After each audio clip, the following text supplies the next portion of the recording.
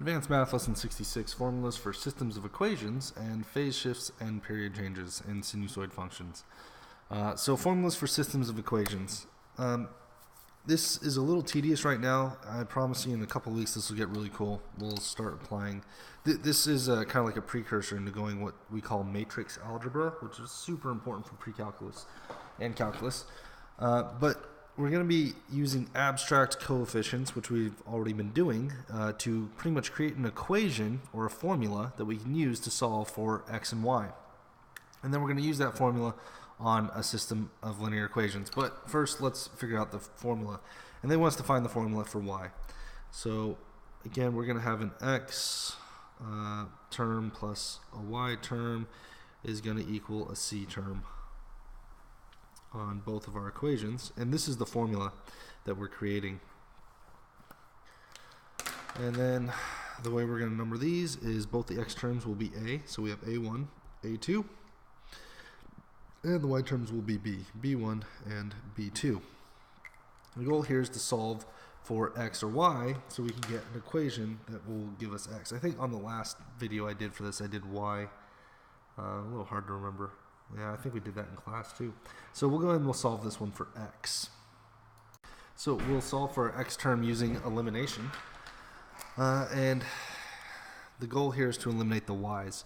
So to eliminate y, I'm going to multiply this top equation by a sub 1. Whoops, that's an I.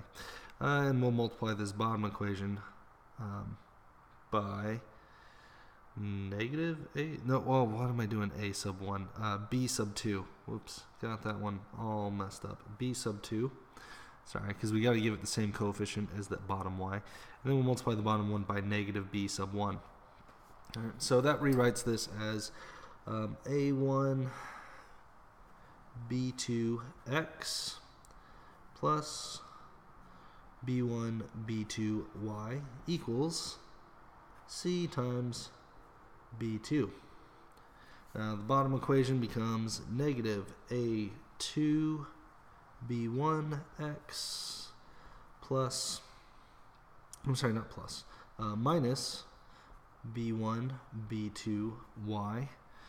That's going to equal negative c b sub 1, not 2. Subscripts are hard sometimes.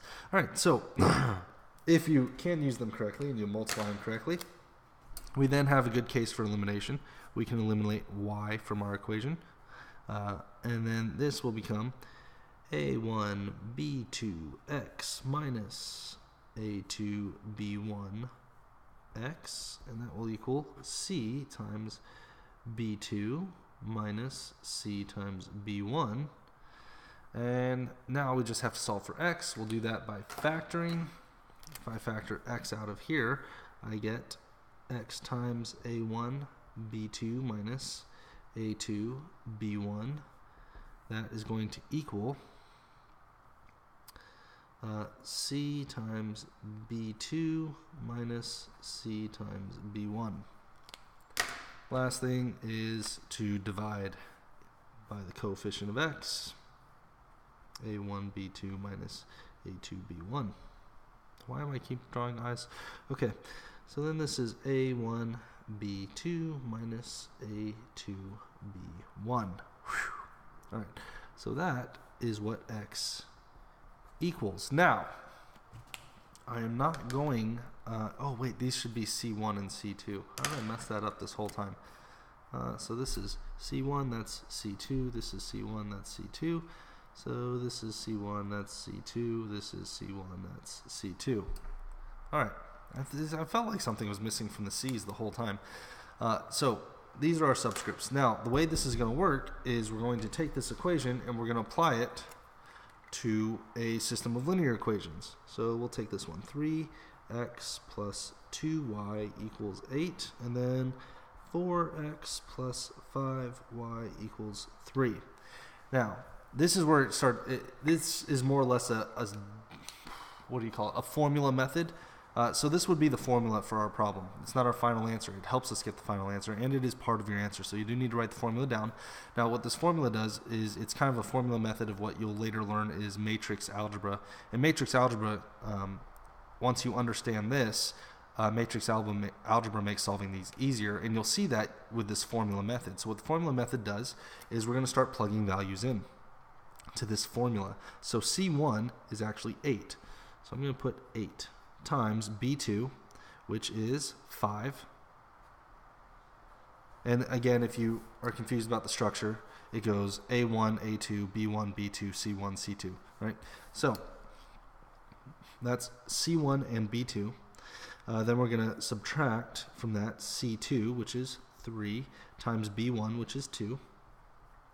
And that will be divided by A1, which is 3, times B2, which is 5, minus A2, which is 4, times B1, which is 2. So if we can solve this, we then have our value for x.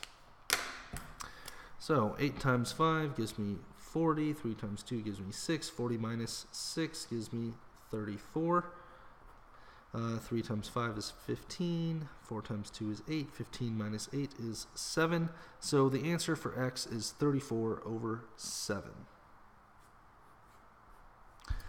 And that's it for these problems. So the hardest part is coming up with these formulas, for now, I'm going to have you guys do these formulas, so that way you actually, you understand the method of substitution and elimination. It's not too difficult.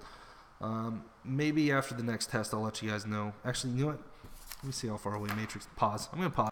Never mind. We're only 3 lessons away from learning about matrix algebra. So yeah, solve for these formulas. It's only 2 or 3 nights you're going to have to do this.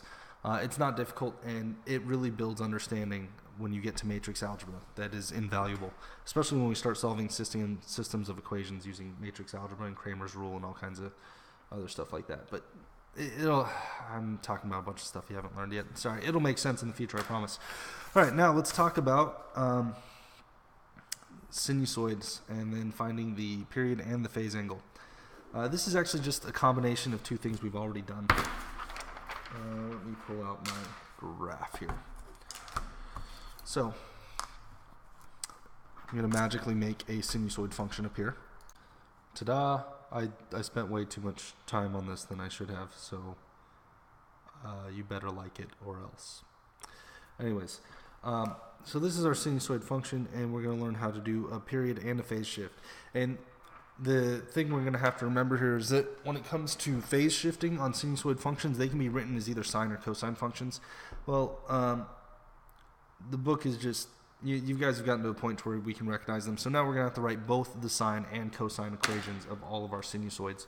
So we'll have to check the phase shift for the sine function, and then we'll check the phase shift for the cosine function.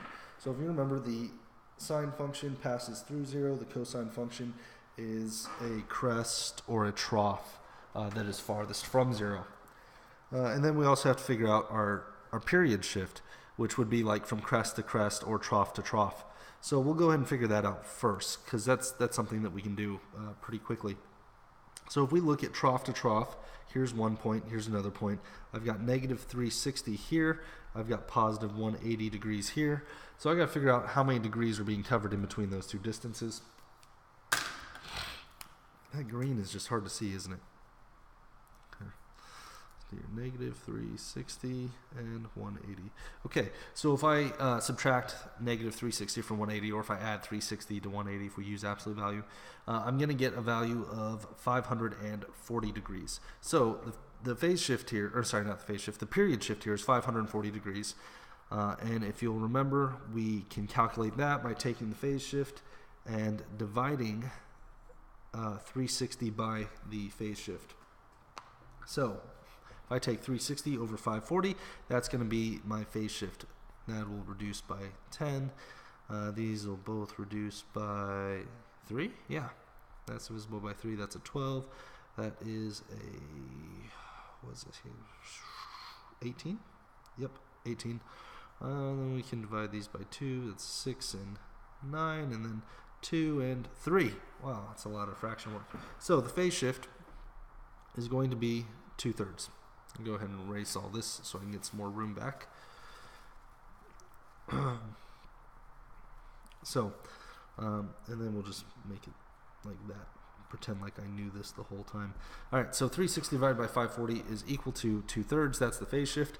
And then let's figure out the center line and the amplitude. All right, so top here we have +7. At the bottom we have -1. So let's do 7 minus -1 becomes a plus a positive. So then I get a value of 8 over 2 equals 4. So if I count down 4 from 7, that means my center line is going to be +3. Wait, yeah, +3. Okay, so my center line I now know is 3. So for both my sine and cosine equations, I'll put those in the wrong pen. I'm going to have, we'll just put them on top of each other. We have y is equal to 3 plus or minus something times the sine of 2/3 times theta plus or minus something.